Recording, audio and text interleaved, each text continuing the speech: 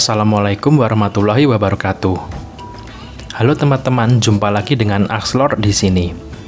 Kali ini Axelord masih akan melanjutkan manhwa Sword King karena ceritanya yang semakin seru.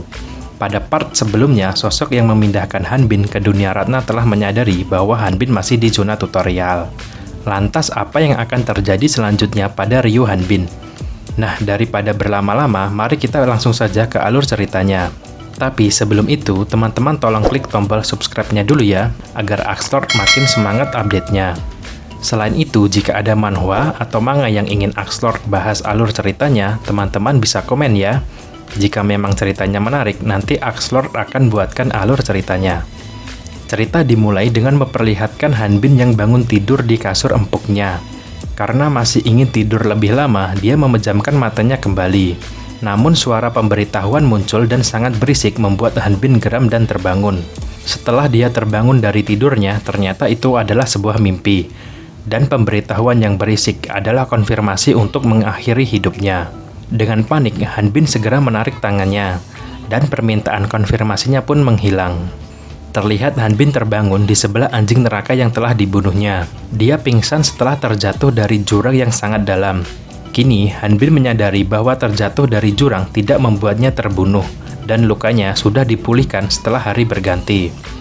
Saat ini, sudah 10 tahun berlalu semenjak Hanbin dikirim ke zona tutorial, dan levelnya kembali menjadi level 1. Hanbin merasa frustasi dengan nasibnya, dan berpikir apakah sebaiknya mengakhiri hidupnya. Namun Hanbin kembali menarik pikirannya, karena belum tentu dia akan dikembalikan ke bumi jika bunuh diri. Hanbin lebih memilih mati dengan terhormat daripada mengakhiri hidupnya sendiri, sehingga dia memutuskan untuk kembali menghabisi anjing neraka.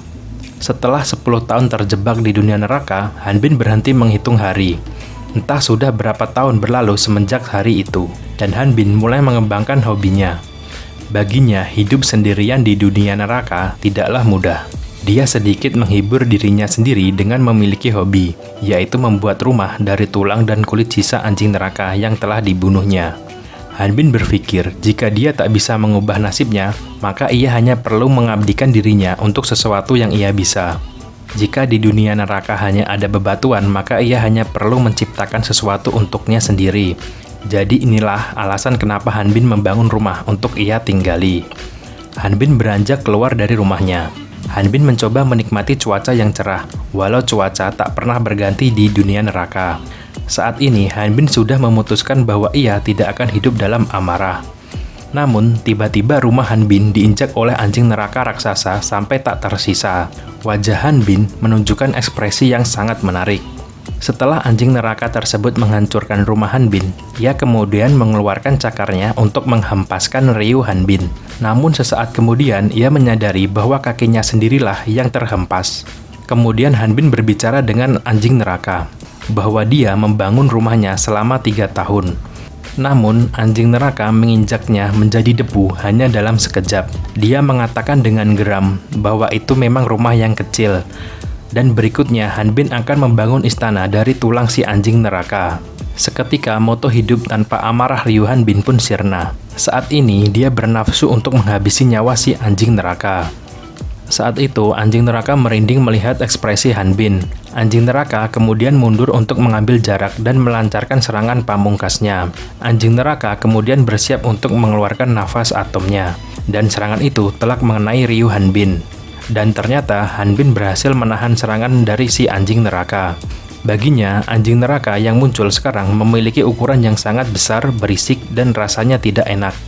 Namun setelah bertahun-tahun melawan anjing neraka, kini Hanbin mengetahui kebiasaan lawannya. Setelah gagal dalam serangan pertamanya, selanjutnya anjing neraka selalu mengeluarkan serangan pamungkasnya.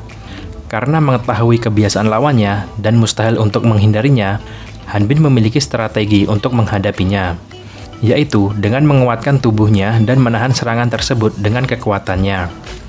Terlihat sangat mudah, akan tetapi terkena serangan lawan sangatlah menyakitkan. Anjing neraka terkejut melihat Ryu Hanbin masih berdiri.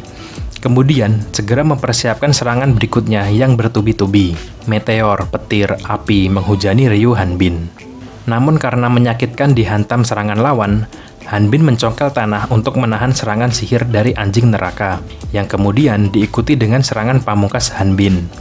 Akan tetapi, serangan pamungkas Hanbin pun juga gagal. Dia hanya berhasil memotong kuku anjing neraka.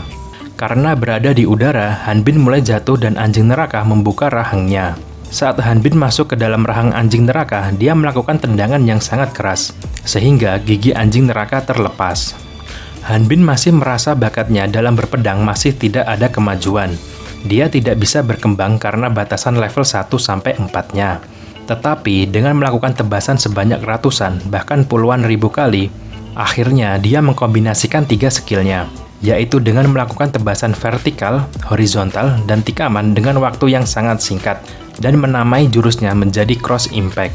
Seketika anjing neraka mati setelah terkena cross impact. Walau ini bukan skill yang sebenarnya, namun tidak ada anjing neraka yang selamat setelah menerima serangan ini, dan akhirnya Hanbin bisa selamat 1 hari lagi.